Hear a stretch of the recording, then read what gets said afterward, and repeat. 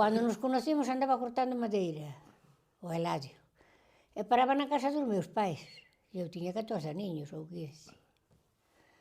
Eu era moi delgadiña. Andábamos buscando o delito. Eu era moi delgadiña, pero bueno, tiña 14 anos, aos 21 casámonos, cando tiña 21, a santo en paz. E eu traballaba moito, Se preguntáis por aí polo Eladio, en todo o ayuntamiento, Juan, Pericán e outro. Eu traballaba como un loco. Despois empecé a facer panteós. Esta casa foi a primeira que fixen sin ser albañil, nin carpinteiro, nin nada. Eu cobraba a mitad dos outros.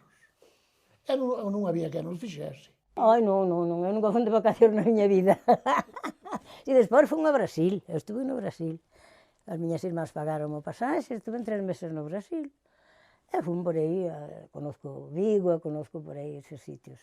Agora, mira que eu xa estou aquí soliña porque teño que estar, pero se fai solindas algo, que as muletas é algo.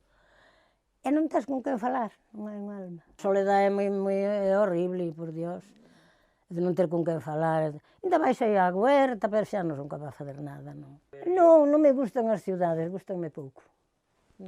Porque a vida que facemos nos pueblos, na cidade é outra vida, porque hai que andar cada un o seu e a súa hora correndo sempre. É que non, é que hai máis vagancia.